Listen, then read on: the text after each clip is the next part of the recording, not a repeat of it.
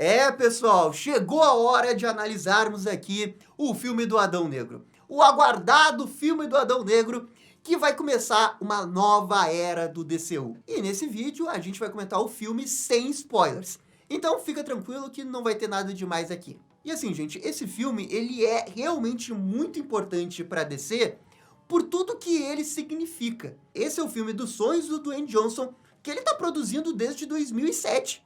Olha o que o cara passou para chegar até aqui.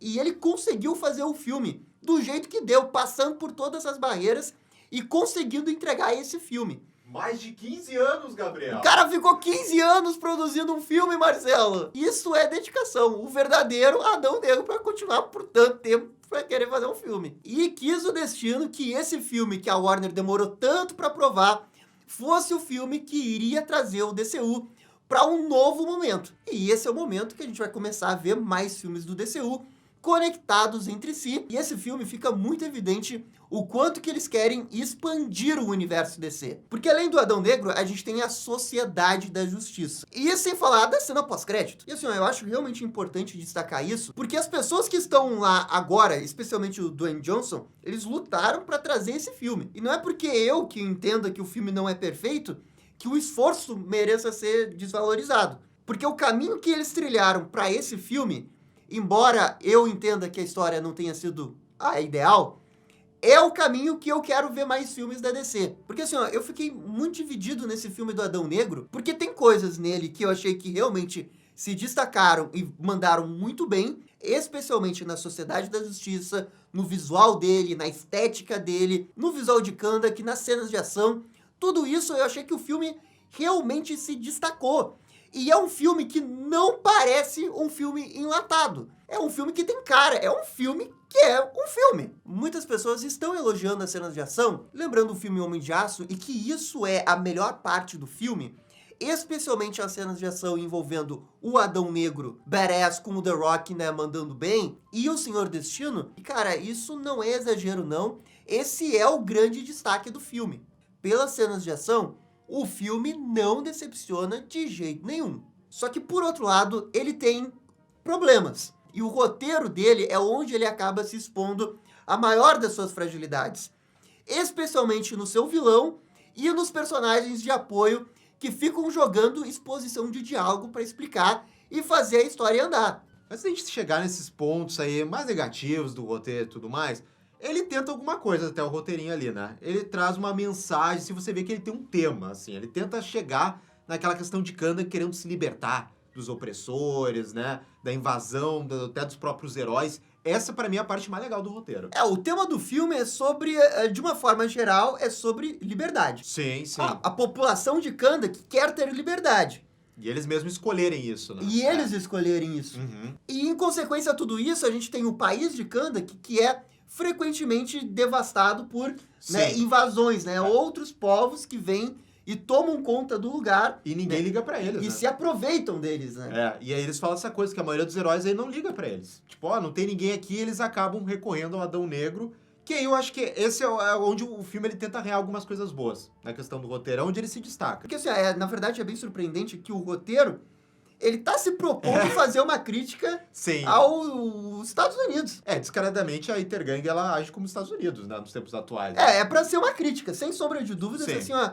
Esse acaba sendo o ponto forte do roteiro, porque ele tem uma subcamada que é tão direta, assim, que eu nem diria que é subcamada, mas assim, ó, além da história dos super-heróis lutando entre si para salvar o mundo, eles querem passar uma mensagem legal, né? Principalmente porque Kahndaq, né, precisa ser respeitada, a população de Kahndaq precisa ser respeitada. Não, isso é legal. E como que problemas de super-heróis, né, que na verdade são metáforas para os problemas do mundo, políticos, acabam afetando as pessoas de lá. E isso é legal. E sabe, Marcelo, tem momentos que assim, um filme ele é bem inteligente, né, nessas metáforas, assim, por exemplo, a própria Sociedade da Justiça. Porque o Senhor Destino, ele tem um diálogo ali no início do filme que é muito bom. Ele fala bem assim, ó, nós somos a Sociedade da Justiça. Nós não precisamos de passaporte. Olha, é só você interpretar a frase para ver de quem que eles estão falando, né, e para quem que eles estão criticando.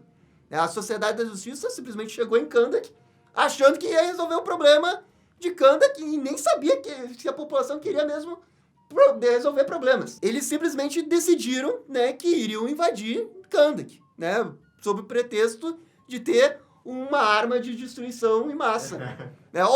O que eles estão falando? Então, assim, é um filme que ele tem uma mensagem crítica muito forte e que, nesse ponto, me surpreendeu. E eu acho que esse é o grande acerto do filme, porque ele consegue trazer isso sem ser muito exagerado. A parte superior do roteiro, que é a parte mais óbvia, que são os diálogos, os personagens secundários, o jeito que eles fazem a história andar, isso, infelizmente, é muito simples. É onde a gente encontra a principal discussão envolvendo o Adão Negro, que é justamente da questão do anti-herói com a figura do herói. E o filme traça uma linha muito clara de qual que é a diferença entre um e outro, de que o herói não mata, enquanto que o anti-herói mata. Então vejam como que o filme, além da proposta narrativa de levar o herói, de concluir a história principal, ele também quer discutir duas coisas. Essa questão do herói com o anti-herói e a questão de países como Kahndaq, que está sempre sendo invadido por outras populações para usufruir os recursos naturais que ela tem ali. E assim, para um roteiro despretensioso e genérico como esse, ele tem dois propósitos bem ousados. E são dois pontos no filme que eles chegam no seu clímax exatamente no segundo ato, que acontece ali mais ou menos quando o Adão Negro está enfrentando a Sociedade da Justiça. Esse é o ápice narrativo do filme, em termos de qualidade, em termos do que o filme quer dizer. E nesse momento, não se enganem, a história é boa, porque esse é o momento genuinamente DC. Essa discussão se heróis podem livremente invadir outros países para fazer o que eles bem entenderem. E no fundo, isso ser uma crítica ao jeito que os Estados Unidos age com países orientais, que nesse caso é um país fictício, Kahndaq, mas que claramente eles estão querendo dizer outras coisas. Eu me lembro da Liga da Justiça Internacional, que os caras iam lá consultar o Maxwell Lord para ver o que eles iam fazer agora, e isso é uma história dos anos 80. Então isso daí é uma coisa bem intrínseca a DC, esses detalhes um pouco mais políticos, sociais, de como funciona esse universo, o filme está se propondo a trazer, até porque isso tem nas HQs da Sociedade da Justiça, tem nas HQs do Adão Negro, e é uma coisa verdadeiramente ousado de se debater. Exatamente o mesmo ponto do heroísmo e anti-heroísmo. O filme até tem uma certa coragem de tomar partido para um lado, porque esse é um filme do Adão Negro, e eu acho que eles fazem certo em tomar um lado porque esse é um filme do Adão Negro, ele é um anti-herói, então faz sentido no ponto de vista narrativo eles privilegiarem o lado do anti-herói.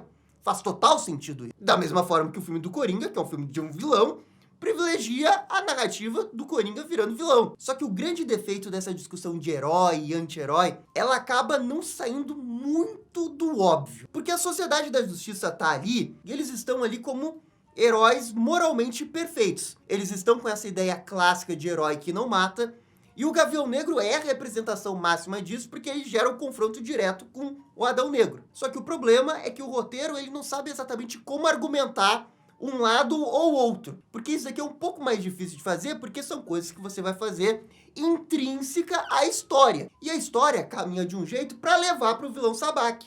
E é através do vilão Sabbac que o filme toma partido de herói ou anti-herói.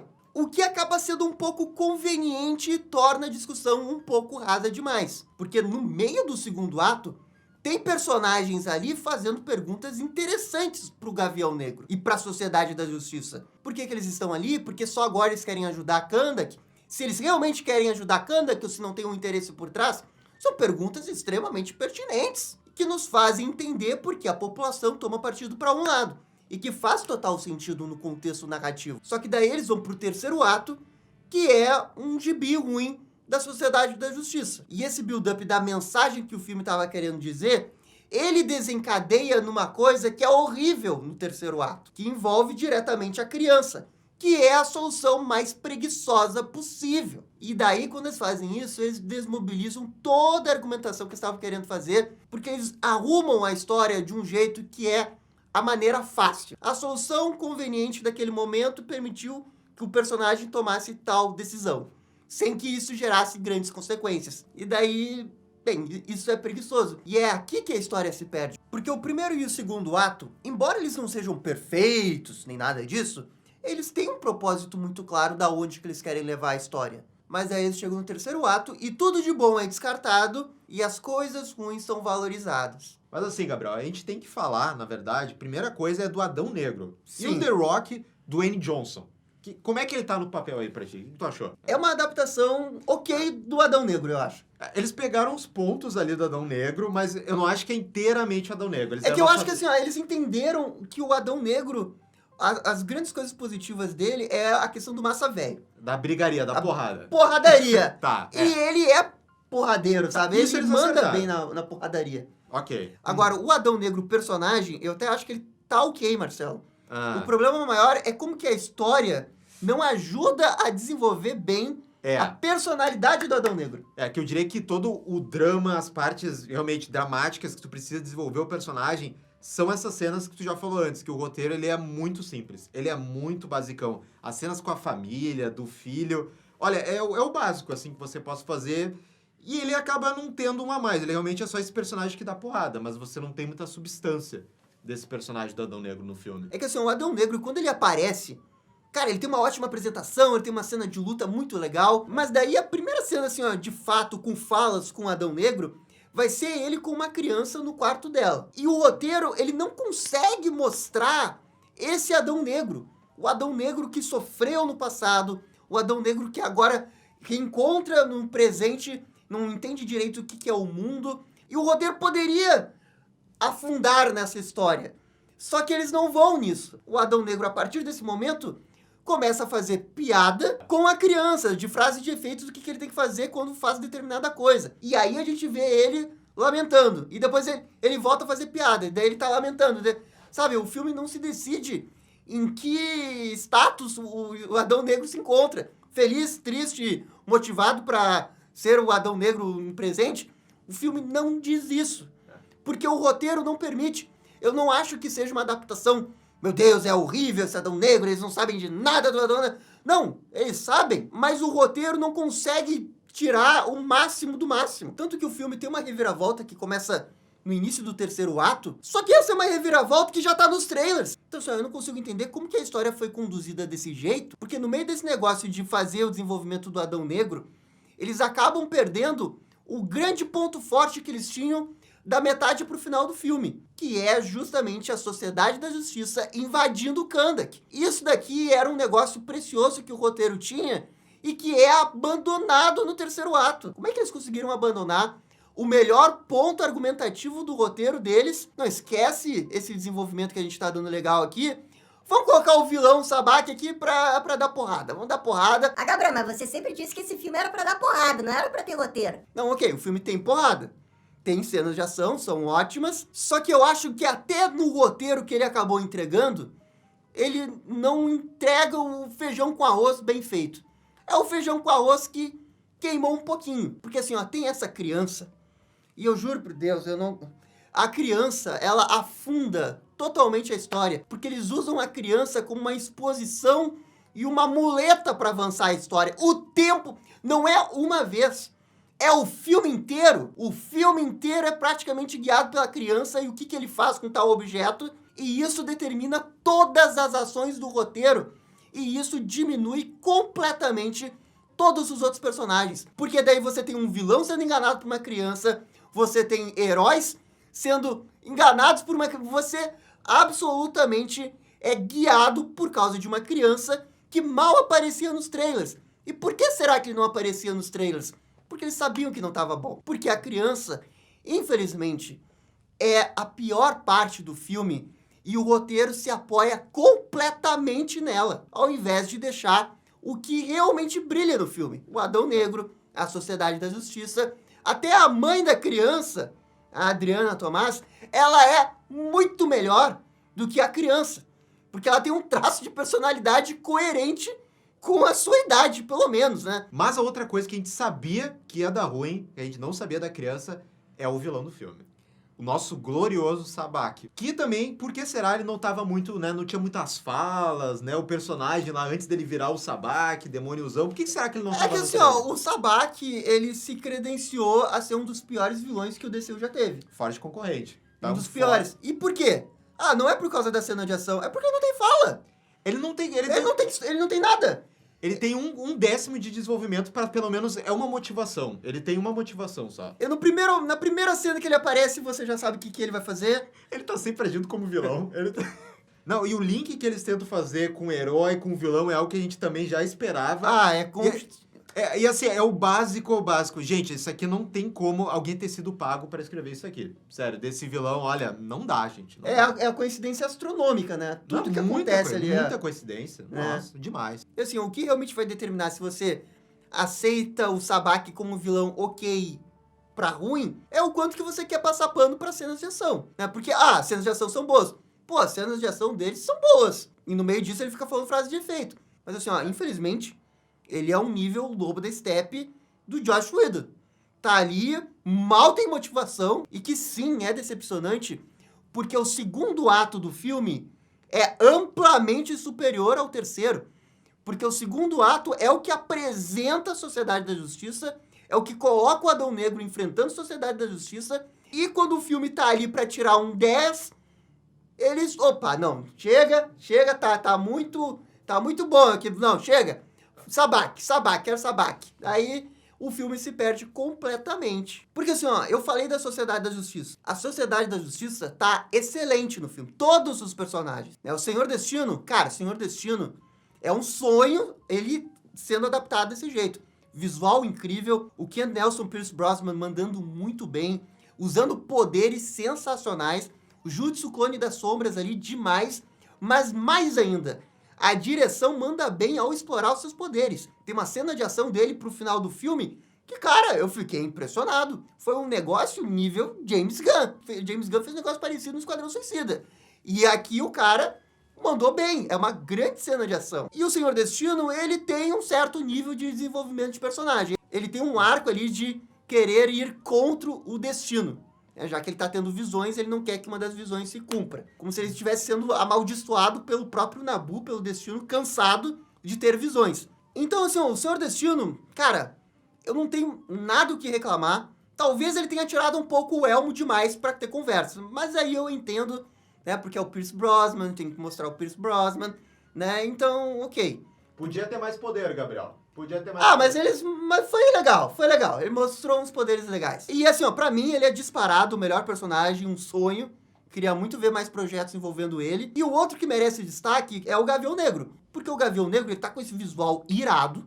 Ele tá muito badass ali nas cenas de ação. Mandou bem demais. E ele tá nesse nível de moralidade de que ele não quer matar. E isso acaba criando uma rivalidade com o próprio Adão Negro. O que eu acho que trouxe uma discussão bem legal pro filme. E trouxe essa rivalidade Adão Negro, Gavião Negro que a gente tem nos quadrinhos. O problema é que daí o roteiro, ele não faz nada com o Gavião Negro. É que ele é a força bruta só, Gabriel. Ele é o cara líder que quer resolver na porrada. Mas eles não exploram o Gavião Negro no passado dele, a história dele. Não, ele tá ali pra seguir a história, pra seguir de metáfora, mas infelizmente ele não agrega tanto assim, além de dar a movimentada na história na questão das lutas. E ser uma bússola moral, né, pra fazer antagonismo com Adão Negro. Mas do personagem, o Carter Hall, esse infelizmente a gente não viu. E é mais ou menos isso que eu penso sobre a Ciclone e o Esmaga-Atom. Como eles são adolescentes, o roteiro entrou naquele negócio meio óbvio deles, né, de que eles são adolescentes, eles vão ficar flertando, eles vão ficar fazendo piada. E eu acho que o Esmaga-Atom, ele acaba sendo um alívio cômico, ele acaba não sendo muito mais do que isso. No início do filme, eles até tentam criar um paralelo de que ele tá na sombra do seu antecessor. De que ele tem que provar o seu valor agora sendo o novo Esmaga-Atom. Nem lembrava disso. Pô, mas era pra ser a ideia do arco dele. Só que daí não é mais sobre isso, porque eles esquecem, não tem tempo pra desenvolver Esmaga-Atom. O Esmaga-Atom tem nas HQs esse negócio que ele acaba se aliando ao Adão Negro. Só que em nenhum momento eles desenvolvem o Esmaga-Atom pra levar pra esse lado que ele fica deslumbrado pelo Adão Negro. Que ele realmente concorda com os métodos do Adão Negro. Mas o Esmaga-Atom, pro filme, ele é só um alívio cômico. Não tem tempo pra desenvolver Ciclone. Cara, a Ciclone, nos poderes dela, maravilhoso os poderes dela, só que o roteiro trata ela apenas como a personagem da tecnologia. Cara, pra mim, essa é uma baita metáfora que é isso, que com exceção ali do Senhor Destino, esses outros personagens da sociedade, de novo, com um visual legal, os poderes legais, muito bom. Todos eles são definidos por uma característica, é um gimmick, sabe? Aquela coisa, tipo, ele é o Força Bruta, o Gavião Negro é o cara que dá porrada. O cara é o engraçadão. A Ciclone é a jovem... Da né, tecnologia. É isso que define, é só isso. O filme não pede, sabe, mais, sabe? Ele poderia ter ido mais, sabe? Poder ter dado mais coisa pra esses Porque personagens. esses personagens, acertaram no visual, acertaram no casting, acertaram na cena de ação. O casting também. Não dava pra ter um pouquinho mais ali, sei lá, falar um pouco mais desses personagens. Um pouco mais de falas pra eles, né? Porque no final, se eu ler o quadrinho prequel de cada um deles, eu vou saber mais do que o próprio filme estabelece pra eles. Verdade. Só que daí, em cima de todos esses problemas que o filme tem, também entra a proposta do filme. Porque é aquele negócio, o filme, ele é legal, eu me diverti com o filme, não vou dizer que não valeu a pena. Gostei do filme. Só que eu acho que num dado momento ele poderia ter sido até mais do que ele foi. E no final ele me deixa um pouco decepcionado porque ele abraça tantos clichês, especialmente na figura da criança, que me incomoda. Só que é uma decepção injusta por parte do filme, porque ele escolheu o caminho fácil e ele errou no caminho fácil. Talvez se ele tivesse escolhido o caminho mais difícil, a recompensa fosse até melhor, né? Se eles tivessem tido coragem de não colocar um Sabaki como vilão, ou ele não ser o vilão de verdade, e no final eles voltarem com a Sociedade da Justiça sendo antagonista pelo que eles queriam fazer na metáfora da história, eu acho que teria sido muito melhor. Porque assim, se eles fizessem um filme invertido, digamos assim, que fosse um filme da Sociedade da Justiça e o Adão Negro fosse o vilão, mas toda a história está sendo contada na perspectiva do Adão Negro. E então, dentro da história dele, a Sociedade da Justiça seria a vilã. E aí você teria a própria Sociedade da Justiça, né, sendo o antagonista da história de herói, né, do ponto de vista do Adão Negro. Eu acho que isso teria encaixado muito melhor com a mensagem que eles queriam passar na história. Infelizmente, o filme escolheu a rota segura. Isso significa que eu não gostei do filme? Não, assim, sinceramente, eu acho que isso é um filme nota 7. Entre todos os filmes de super-heróis que a gente teve esse ano, obviamente o The Batman ainda é o melhor. Surpreendentemente, o Doutor Estranho é o segundo melhor filme pra mim esse ano. E aí você tem o Adão Negro em terceiro lugar, um pouco melhor que o filme do Thor, Amor e Trovão. O Thor, Amor e Trovão, ele tem um grande defeito. Ele tem péssimos efeitos especiais.